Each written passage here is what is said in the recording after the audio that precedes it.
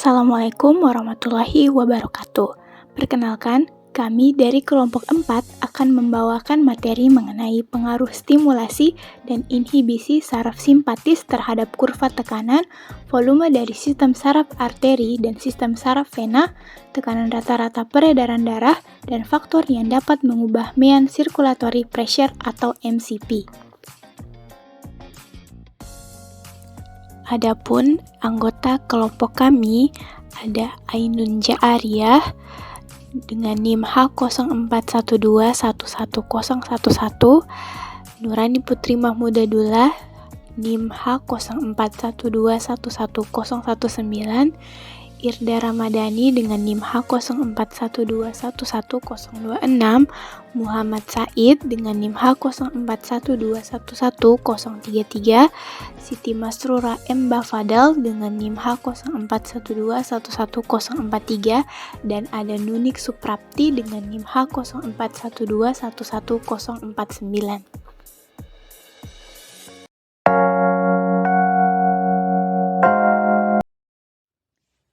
Teman-teman, perkenalkan, nama saya Ainun Ja'ariyah dari perwakilan kelompok 4 yang akan memaparkan materi tentang pengertian stimulasi dan inhibisi. Pertama-tama kita bahas dulu pengertian stimulasi, di mana stimulasi ini adalah suatu hal yang datang dari lingkungan yang dapat menyebabkan respon tertentu pada tingkah laku atau merupakan kegiatan yang dilakukan untuk merangsang kemampuan dasar. Sedangkan inhibisi itu merupakan upaya pengurangan atau pencegahan timbulnya suatu respon tertentu karena adanya proses respon lain yang sedang berlangsung. Nah, tadi kan kita sudah membahas pengertian stimulasi dan inhibisi secara umum.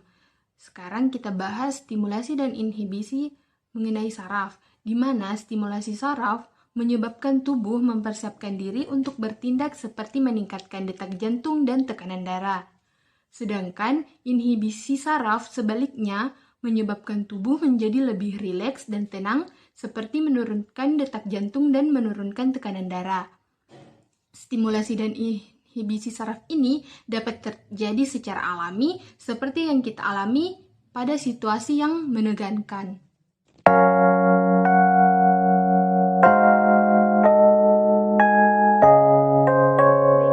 Di sini saya akan membawakan materi mengenai pengaruh stimulasi dan inhibisi saraf terhadap kurva tekanan.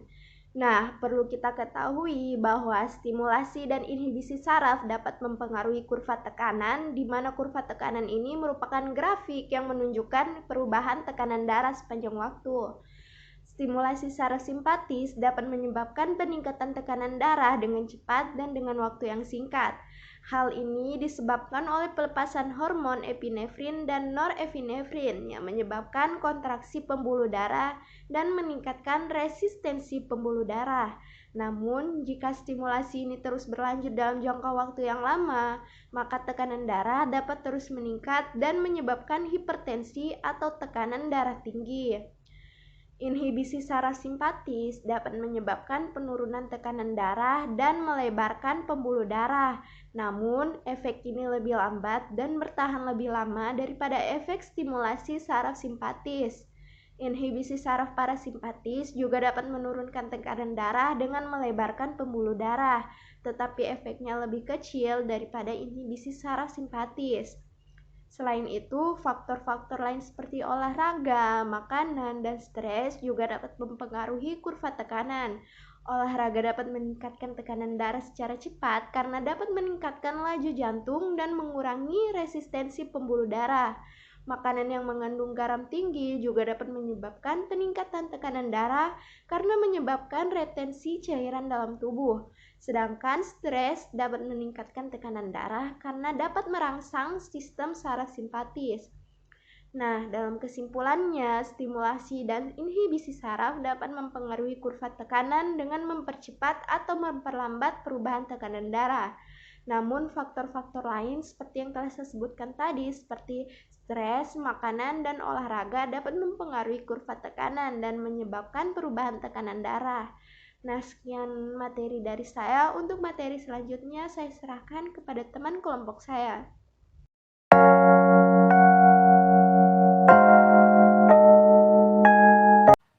Nah, selanjutnya yaitu saya akan membahas mengenai pengaruh stimulasi dan inhibisi saraf terhadap volume dari sistem saraf arteri dan vena. Baik, yang pertama kita akan membahas mengenai bagaimana pengaruh stimulasi saraf terhadap volume dari sistem saraf arteri dan vena. Nah, sebelumnya dalam sistem saraf otonom terdapat dua cabang utama, yaitu yang pertama sistem saraf simpatis dan yang kedua sistem saraf parasimpatis.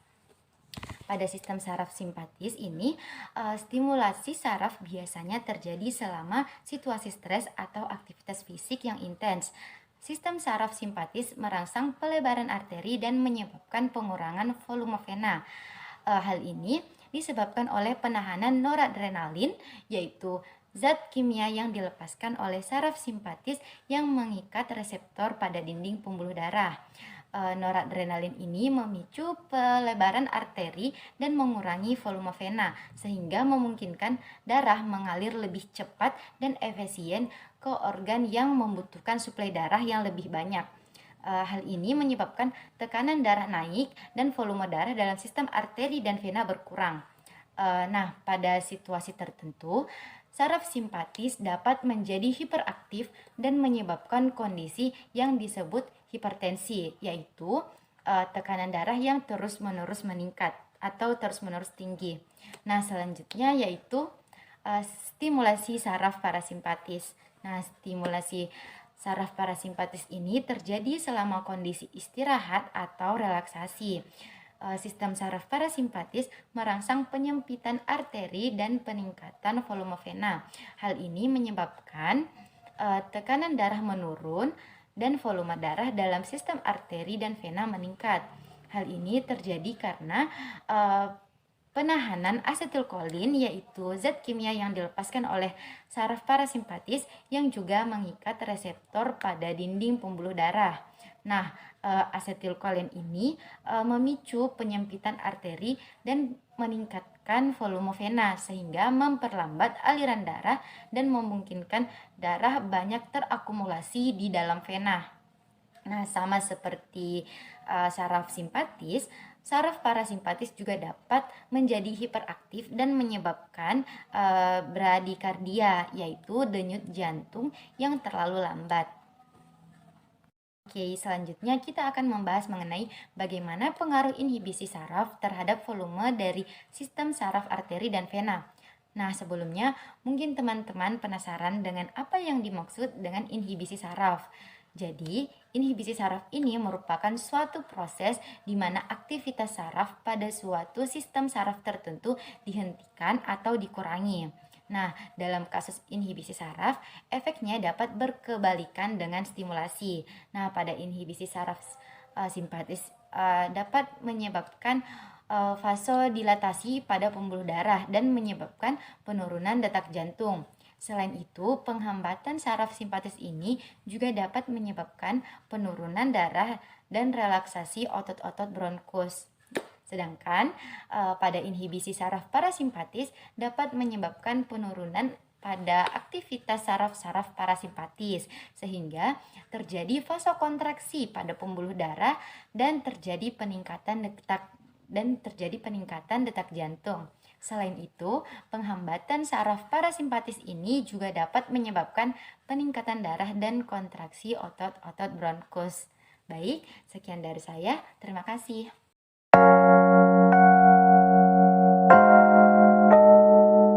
Mendengarkan pemaparan materi mengenai pengaruh stimulasi dan inhibisi terhadap tekanan volume dari sistem saraf arteri dan vena, selanjutnya saya akan memaparkan materi mengenai pengaruh stimulasi dan inhibisi terhadap tekanan rata-rata peredaran darah. Nah, sistem saraf simpatis memainkan peran penting dalam mengatur tekanan rata-rata peredaran darah.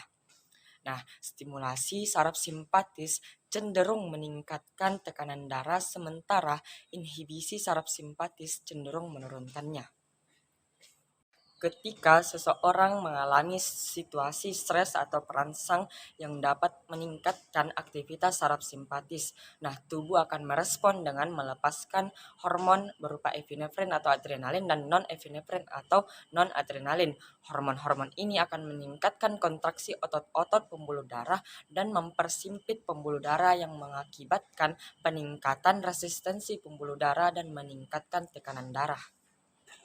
Di sisi lain, inhibisi saraf simpatis cenderung menurunkan tekanan darah, misalnya penggunaan obat-obatan yang dapat menghambat aktivitas saraf simpatis seperti beta blocker yang dapat menurunkan tekanan darah dengan memperlambat detak jantung dan mengurangi kontraksi otot-otot pembuluh darah. Namun, pengaruh stimulasi dan inhibisi saraf simpatis terhadap tekanan rata-rata peredaran darah tidak bersifat absolut dan tergantung pada kondisi individu. Nah, beberapa orang mungkin merespon stimulasi saraf simpatis dengan peningkatan tekanan darah yang signifikan, sedangkan orang lain mungkin tidak merespon dengan cara yang sama. Nah, begitu juga dengan pengaruh inhibisi saraf simpatis di mana respon individu terhadap obat-obatan yang dapat menghambat aktivitas saraf simpatis dapat berbeda-beda. Dalam beberapa kasus, seperti terapi yang dapat menghambat aktivitas saraf simpatis, seperti beta blocker yang dapat digunakan untuk mengurangi tekanan darah yang tinggi dan mengurangi risiko penyakit kardiovaskular. Nah, namun keputusan penggunaan obat-obatan harus didiskusikan dengan dokter yang sesuai dengan kondisi kesehatan individu juga. Mungkin materi selanjutnya akan dijelaskan oleh rekan kelompok saya.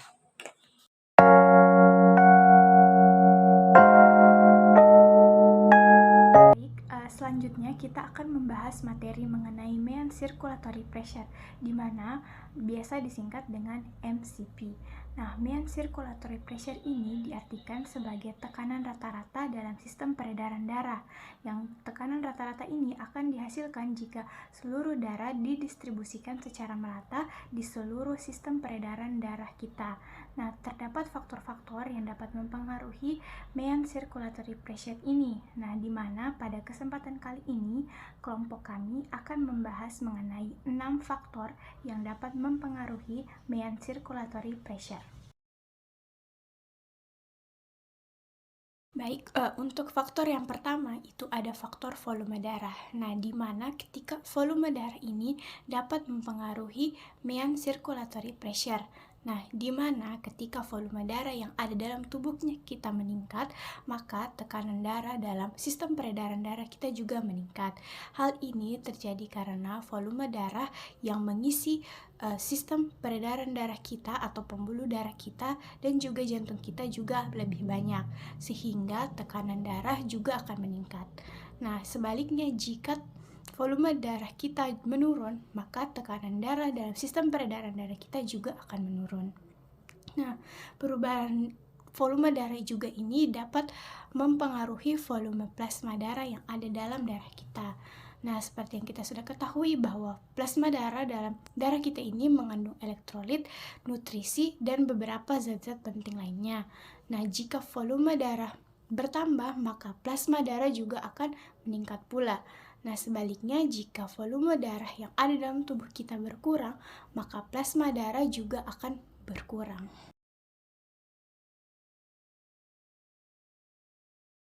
Selanjutnya itu ada faktor kedua. Faktor kedua di sini ada resistensi vaskular, di mana resistensi vaskular ini didefinisikan sebagai hambatan ataupun penghalang yang dapat dihadapi oleh aliran darah kita ketika melalui pembuluh darah dalam sistem sirkulasi kita. Nah, di mana resistensi vaskular ini dapat dipengaruhi oleh beberapa faktor. Faktor yang pertama yaitu diameter pembuluh darah, lalu ada panjang pembuluh darah, kekentalan darah, dan juga aktivitas dari otot polos yang ada dalam dinding pembuluh darah kita. Tadi sudah saya jelaskan mengenai mean circulatory pressure, yang berarti bahwa mean circulatory pressure ini merupakan tekanan darah rata-rata yang ada dalam sirkulasi sistemik kita, di mana tekanan darah rata-rata ini dapat diperoleh dengan perhitungan antara tekanan sistolik dan juga diastolik yang ada di dalam arteri dengan mempertimbangkan volume darah yang ada dalam sistem sirkulasi sistemik kita. Nah, ketika resistensi vaskular ini meningkat, maka tekanan yang dibutuhkan untuk memompa darah ke dalam sirkulasi sistemik kita juga akan meningkat. Hal ini menyebabkan peningkatan tekanan darah dan dapat mempengaruhi mean circulatory pressure. Sebaliknya, ketika resistensi vaskular ini menurun, maka tekanan yang dibutuhkan untuk memompa darah ke dalam sirkulasi sistemik kita juga akan menurun. Hal ini juga dapat menyebabkan penurunan tekanan darah dan juga akan mempengaruhi mean circulatory pressure.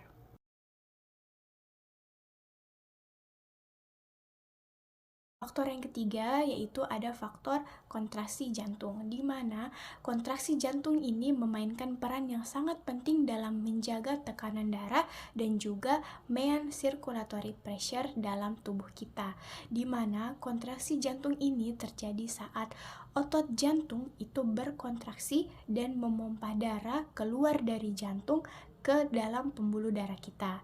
Nah, di mana pada saat kontraksi jantung, volume darah yang dipompa keluar dari jantung kita disebut juga dengan stroke volume. Nah, jumlah dari stroke volume ini kemudian akan mempengaruhi mean circulatory pressure karena apabila stroke volume yang ada itu besar, maka volume darah yang akan dipompa juga akan lebih besar. Nah, maka semakin besar pula tekanan yang akan dihasilkan oleh darah di dalam pembuluh darah.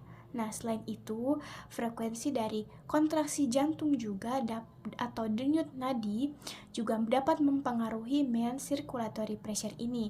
Nah, di mana jika nadi itu atau denyut jantung itu semakin cepat, maka semakin cepat pula darah dapat dipompa keluar dari jantung, sehingga tekanan darah dapat meningkat dan juga dapat mempengaruhi mean circulatory pressure.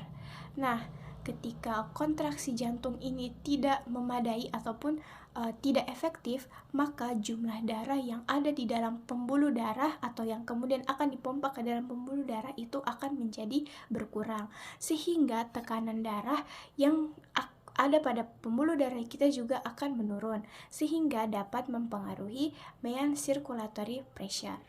Nah, untuk faktor-faktor mengenai mean circulatory pressure yang selanjutnya akan dibawakan oleh teman kelompok saya.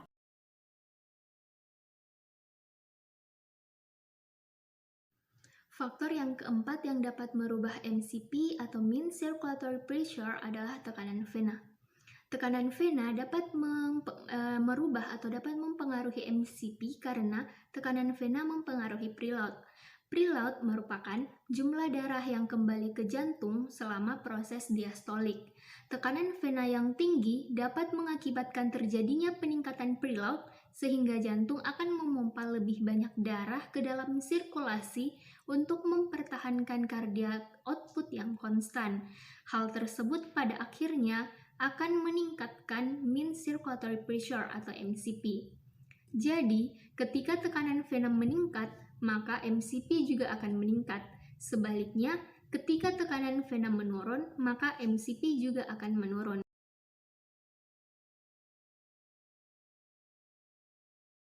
Yang kelima yaitu kapasitas pembuluh darah. Kapasitas pembuluh darah yaitu kemampuan pembuluh darah untuk meluas ataupun menyempit.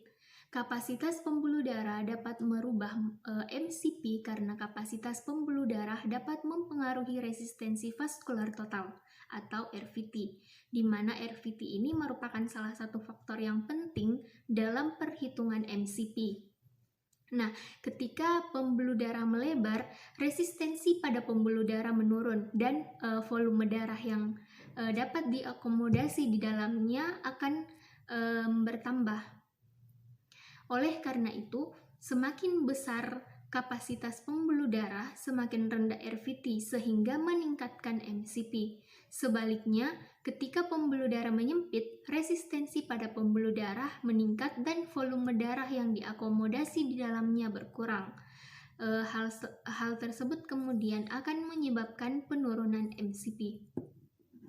Ringkasnya, ketika kapasitas pembuluh darah meningkat, maka MCP juga akan meningkat. Begitu pula sebaliknya, ketika kapasitas pembuluh darah menurun atau menyempit, maka MCP juga akan menurun.